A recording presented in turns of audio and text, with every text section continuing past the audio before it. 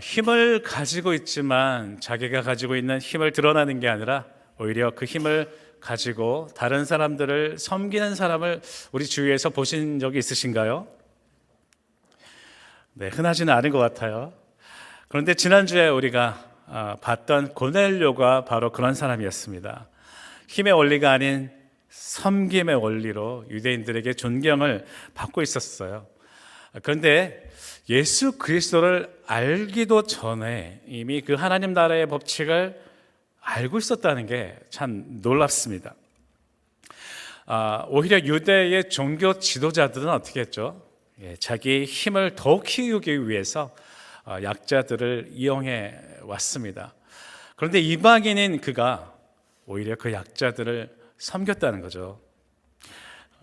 성경에서는 로마와 복음을 서로 대치하고 있는 것을 많이 우리가 보게 돼요. 로마가 가지고 있는 그 힘, 그리고 거기에 저항하는 복음이라는 거죠. 특히 누가는 이 누가복음에서 같은 방식으로 이집트와 모세를 비교하고 있던 것을 우리가 봤습니다. 힘의 시스템, 그 이집트의 시스템에 저항하고 있는, 그래서 이스라엘을 그들로부터 구원해냈던 지도자 모세와 그 같은 힘의 시스템인 로마로부터, 그리고 유대의 종교 지도자들로부터 저항하고 이스라엘을 구원한 예수 그리스도를 닮은 꼴이라고 누가는 설명하고 있는 거예요. 그래서 그들을 다 구원했다라는 단어로 설명을 하고 있습니다. 그래서 우리가 다시 한번 설명하기 원하는 것은 우리의 죄로부터 시작한, 그래서 아담의 죄의 특징이 뭐였죠? 탐욕과 이기심과 자기 중심성이에요.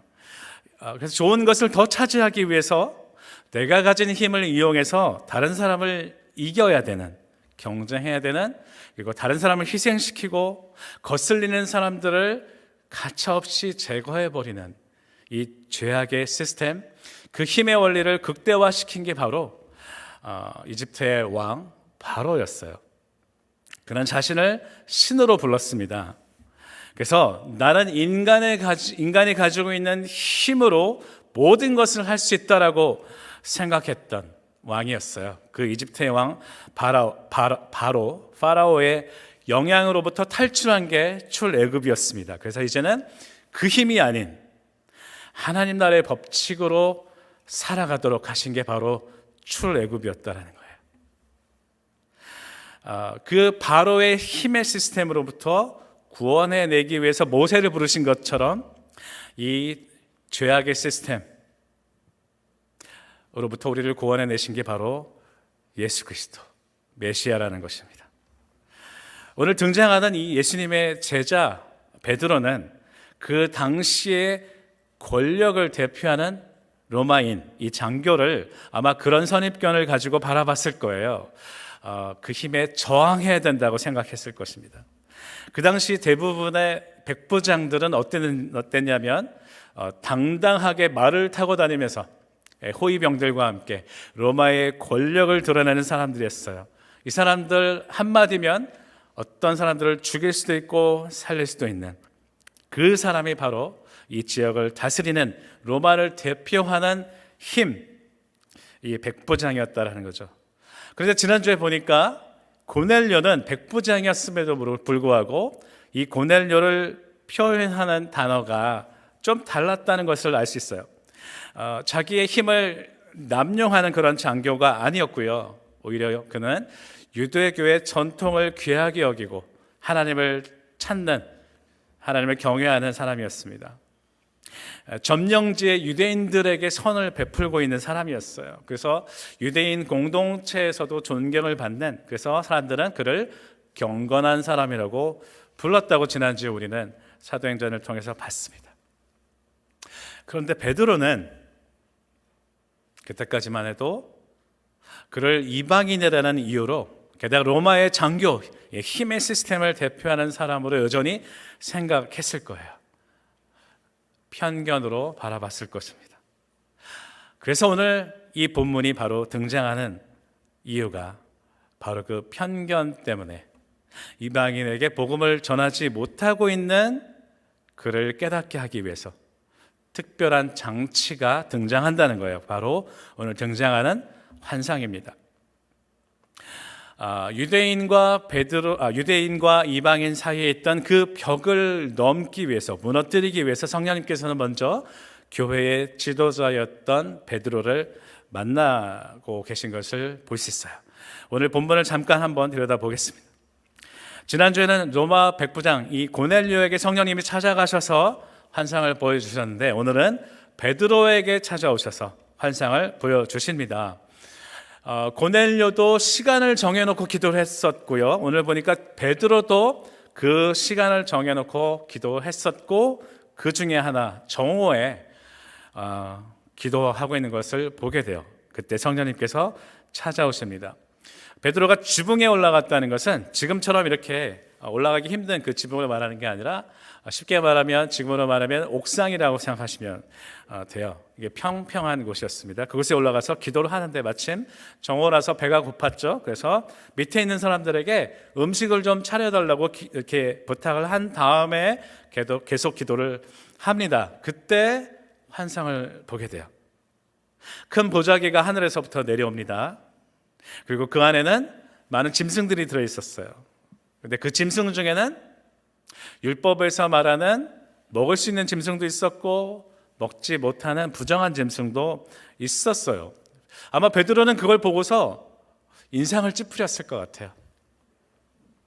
그런데 그 가운데 음성이 들립니다. 베드로야, 일어나서 잡아먹어라. 근데 베드로는 누구였냐면 누구보다 율법을 잘 지켜왔던 사람이에요. 그래서 이렇게 대답합니다. 주여, 그럴 수 없습니다. 저렇게 부정하고 더러운 음식을 지금까지 한 번도 먹어본 적이 없습니다라고 대답해요. 그때 또 음성이 들려옵니다. 하나님께서 깨끗하게 하신 것을 더럽다고 하지 마라. 그래서 이런 상황이 3번 반복된 후에 그 보자기가 다시 하늘로 올라갑니다. 베드로는 고민에 잠깁니다. 하나님께서 도대체 왜 이 환상을 보여주시는 걸까? 이렇게 고민하고 있을 때 마침 고넬료가 보냈던 사람들이 찾아와서 베드로를 찾습니다. 그리고 성령님이 베드로에게 말씀하세요. 2 사람이 지금 너를 찾고 있다. 그 사람들은 내가 보낸 사람들이니까 어서 내려가서 의심하지 말고 함께 가라고 말씀하세요. 그리고 베드로는 내려가서 그들에게 말합니다. 내가 바로 베드로인데 왜 왔냐고 묻습니다. 베드로는 성령의 음성을 듣고서도 다시 한번 신중하게 그들 앞에 가서 확인하는 것을 보게 돼요. 우리가 때로는 하나님의 음성을 듣는다고 생각할 때가 있어요. 말씀을 통해서 강한 확신이 온다고 할 때가 있습니다. 그렇지만 우리는 계속해서 그 말씀이 하나님이 주신 말씀인지를 확인해야 돼요. 이게 과연 하나님이 주신 말씀인지를 우리는 여러 가지 경로를 통해서 계속해서 확인하는 과정을 거쳐야 한다는 것이죠. 베드로가 그렇게 했습니다. 그들은 고넬료라는 백부장이 보내서 온 사람들이었죠. 그리고 설명합니다. 고넬료라는 사람은 의롭고 하나님을 경외하는 사람이라고, 그리고 온 유대 사람에게, 백성에게 존경을 받는 사람이라고 소개를 해요. 그리고 그 고넬료도 하나님으로부터, 천사로부터 지시를 받아서 여기에 왔다고 설명을 합니다. 그리고 베드로가 어떻게 하나요? 그들을 받아들입니다. 맞이해요. 그리고 그날은 너무 늦었으니까 하룻밤을 자고 가라고 말합니다. 먼저 오늘 우리가 생각해 보고 싶은 것은 음식에 관한 거예요. 몇 번 말씀을 드렸지만 유대인들은 이방인들과는 식사를 하지 않았는데 그 이유가 뭐였죠? 이방인들은 부정한 음식을 먹었기 때문이에요. 또 유대인들은 가난한 사람들, 또 병자들, 세리들과도 절대로 먹지 않았어요. 왜냐하면 자신들은 하나님이 선택한 거룩한 백성이니까 구별되어야 된다고 생각해 왔기 때문이에요. 그래서 레위기 11장에 보면은 이 부정한 음식에 대해서 잠깐 나와 있는데 잠깐 소개를 하겠습니다. 가축 중에는 굽이 갈라지고 되새김질하는 짐승을 먹어야 되는데 낙타와 오소리, 토끼, 돼지는 먹을 수 없는 동물이었어요. 어류 중에서는 지느러미와 비늘이 있어야 되는데 그게 없는 물고기는 안 됩니다. 미꾸라지, 장어, 오징어, 낙지, 문어, 멍게, 해삼, 해파리, 고래, 상어, 또 조개류 안 되고요. 갑각류, 우리가 정말 좋아하는 게와 랍스터를 먹을 수 없어요. 새 중에서는 거의 대부분 새는 뭐 먹는 것 같아요? 메추라기는 먹었죠. 하나님께서 이미 메추라기는 보내주셔서 먹었고요. 그리고 비둘기 같은 것들은 먹을 수 있는 것 같아요. 그런데 독수리, 솔개, 말똥가리, 까마귀, 타조, 올빼미, 갈매기, 매 종류, 부엉이, 가마우찌, 따오기, 백조, 펠리컨, 흰물 오리, 고니, 푸른 해오라기, 오디새, 박쥐는 먹을 수 없습니다. 곤충 중에도 메뚜기, 방앗개비, 누리, 귀뚜라미 이외의 곤충은 먹을 수 없고요. 땅에 기는 것들 중에는 두더지, 쥐, 큰 도마뱀, 육지악어, 카멜레온 먹을 수 없습니다. 이것들은 부정해서 시체를 만져도 안 되고 그릇에 닿아도 부정하게 된다고 써 있어요.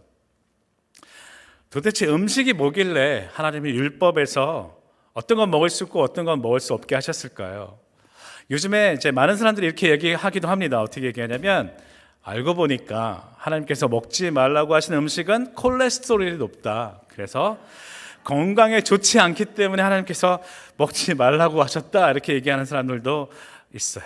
그런데 이건 단순히 이 음식들의 몸에 좋고 안 좋고의 문제가 아니라는 것을 알 수 있어요.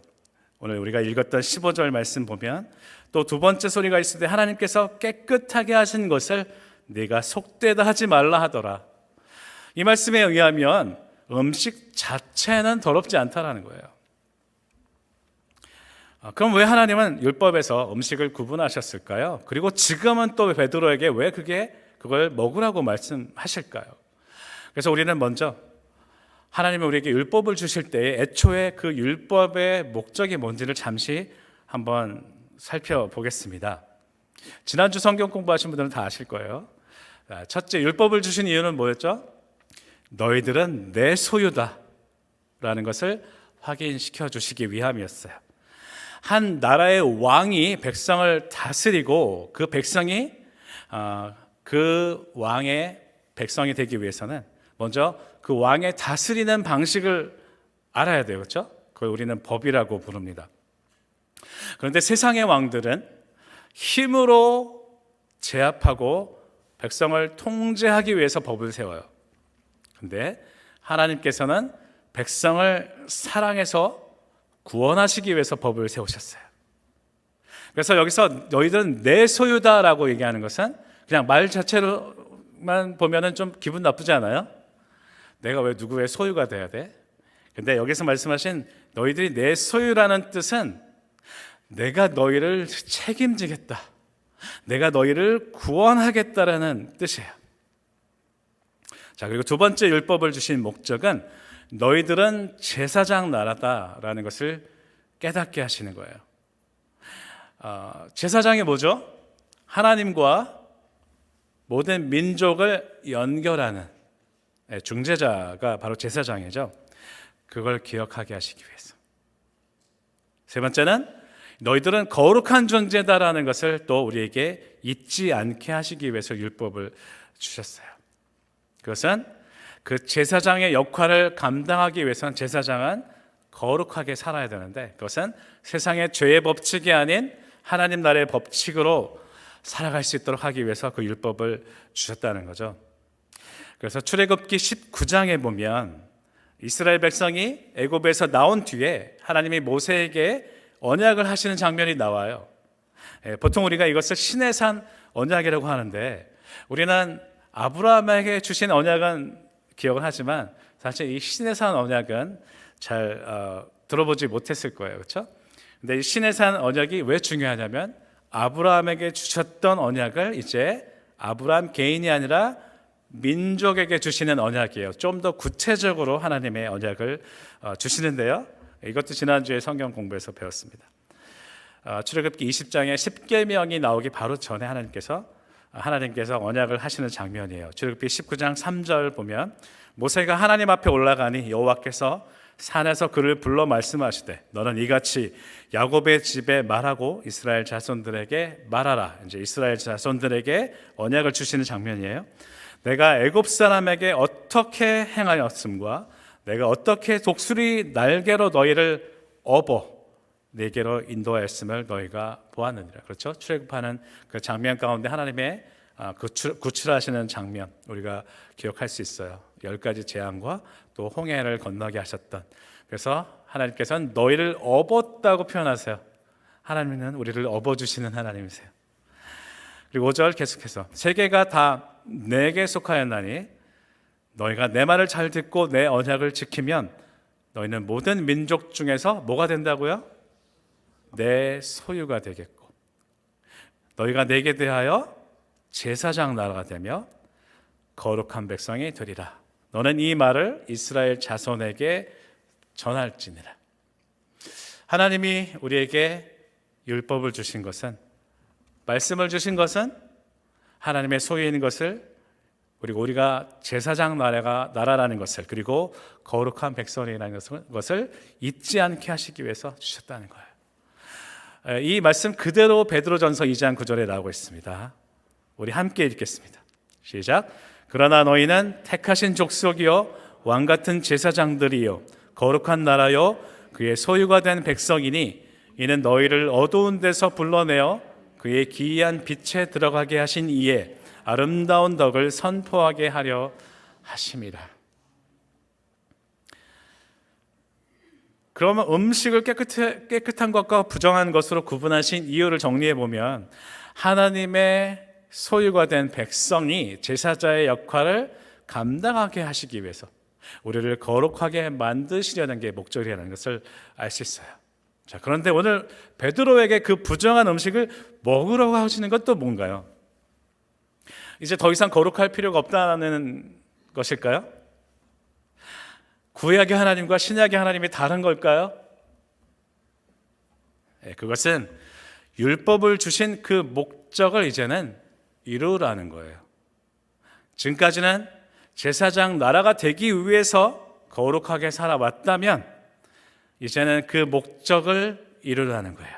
너희는 본격적으로 세상을 향해서 그 제사장의 역할을 실제적으로 감당을 하는 것입니다. 세상을 향해서 외치라는 거예요. 어떻게 외치냐면 너희들이 회복되기 전에는 하나님이 보내주신, 그래서 예수 그리스도의 십자가를 통하지 않고는 회복될 수 없다.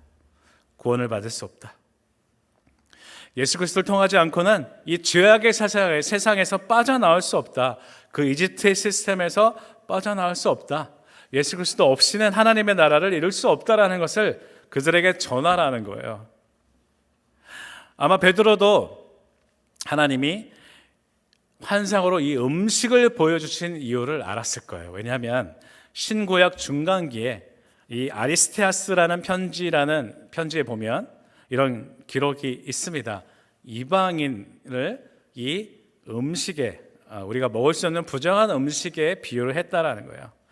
그래서 그 의미를 베드로도 알았다는 거예요. 알고 있었을 거예요. 그래서 율법을 철저하게 지켜오던 베드로가 이 환상을 통해서 점점 변해가고 있는 것을 우리는 알 수 있습니다. 그래서 이 환상을 보자 곧바로 사람들이 찾아와요. 그리고 베드로는 그들이 이방인이라는 것을 알았습니다. 그리고 나서 바로 이 환상과 그 이방인들을 연결시켰을 거예요. 그 환상이 바로 이거였구나. 그리고 그들을 따라가라는 음성을 듣습니다. 베드로는 바로 즉각적으로 반응을 보여요. 23절에 보면요, 베드로가 불러들여 유숙하게 하니라. 이게 그가 한 순종의 반응이에요. 그들을 불러들였다는 것은 이제 곧 어두워지니까 당장 길을 떠나는 게 아니라 이제 하룻밤 머물게 하는데 뭘 말하는 거죠? 우리가 항상 하는 뭐죠? 환대를 의미해요. 이 유숙하다라는 헬라어 단어는 이제 크레니조라는 단어는 나그네를 대접하는, 그래서 환대한다는 의미가 들어 있어요. 하나님 나라의 첫 번째 법칙, 환대. 그런데 환대할 수 없는 사람을 베드로는 지금 환대하고 있습니다. 이방인들을 환대하고 있어요. 그리고 아마도 그날 저녁에 베드로는 그들과 함께 식사를 했을 것입니다. 그토록 금기시 해왔던 이방인과의 식사를 통해서 유대인과 이방인을 가로막고 있던 그 음식이라는 벽이 허물어지는 순간이었어요. 오늘 이 말씀은 우리가 가지고 있는 모든 편견 때문에 하나님의 새로운 방향 제시를 거부하고 있는 우리들을 일깨우는 말씀인 것 같아요. 특히 신앙생활을 오래 해온 사람일수록 더 변하기 힘듭니다. 왜 그럴까요? 내가 지금까지 배워온 것, 그 오랜 시간의 경험이 맞다고 생각해 하기 때문이에요. 그래서 거기에 대한 도전해오는 새로운 것을 받아들이기 너무 힘들다는 거예요. 그렇지만 차라리 내가 하나님의 백성에 속하지 않았다고 생각했던 이 고넬료, 그것을 인정했던 이 고넬료는 하나님의 말씀을 더 순종하려고 애를 쓰는 것을 보게 됩니다.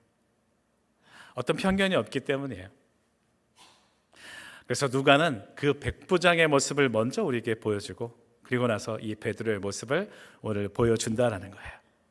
오랜 세월에 걸쳐서 신앙을 지켜왔던 그 베드로가 결국에는 변해가기 시작합니다. 새로운 그 하나님의 메시지를 받아들이기 시작해요. 하나님께서 깨끗하다고 하신 것을 네가 더럽게 여겨서는 안 된다라는 이 메시지. 다시 말하면 하나님께서 옳게 여기시는 그것을 네가 아니라고 해서는 안 된다라는 이 메시지를 오늘 베드로는 받아들이고 있다라는 거예요. 그래서 성령님께서 하시는 그 음성을 들었고요. 그 음성이 자신이 그동안 생각해왔던 맞다고 생각해왔던 것을 완전히 뒤집는 거였음에도 불구하고 베드로는 그걸 가지고 고민하기 시작합니다. 그리고 계속해서 성령의 음성에 민감하게 귀를 기울여요. 사람들이 하는 말에도 귀를 기울입니다. 그리고 결국에는 베드로는 신앙의 습관을 내려놓고 성령님의 음성에 순종합니다. 내가 믿고 있는 편견에 대해서 도전하고 있는 어떤 충격적인 사실을 만날 때 여러분은 어떤 반응을 보이시나요? 그걸 객관적으로 바라보고 고민하고 계신가요? 아니면 어떻게 해서든지 내 생각을 지켜내려고 하시나요? 저는 내가 가지고 있는 그 편견에 과감하게 도전하는 것을 믿음이라고 생각합니다. 그 믿음이 우리에게 필요해요. 하나님이 율법을 주신 목적이 뭐라고 했죠? 우리가 거룩한 하나님의 제사장이 된다는 것을 다시 기억하는 것이에요. 지금까지는 그 말씀으로 우리의 신앙을 지켜가는 데에 우리의 모든 에너지를 쏟았다면 이제는 그 에너지를 세상을 향해서 사용하기를 원하신다는 거예요. 어제 한국의 이태원에서 생긴 이 충격적인 참사는 참 우리의 마음을 아프게 합니다. 이제 선진국이라고 자처하는 그 대한민국에서 어떻게 이런 일이 벌어질 수 있다는 말인지. 근데 이럴 때마다 우리가 드는 생각은 그동안 한국 교회가 이 제사장의 역할을 제대로 감당해오지 못했다라는 생각을 하게 돼요. 지난번 세월호 때도 저는 그런 생각을 했었습니다. 우리가 빛의 역할을 감당하지 못했기 때문에 이 어두움을 비칠 능력이 없구나. 수많은 곳에 크리스찬들이 있습니다. 정치인들 가운데도 있고요. 그 배를 탔던 사람들 가운데도 크리스찬들이 있었을 거예요. 그리고 그저께 그 이태원에도 예수를 믿는 사람들이 있었을 거예요. 죽어간 사람들 가운데도 예수를 믿는 사람이 있었을 거예요.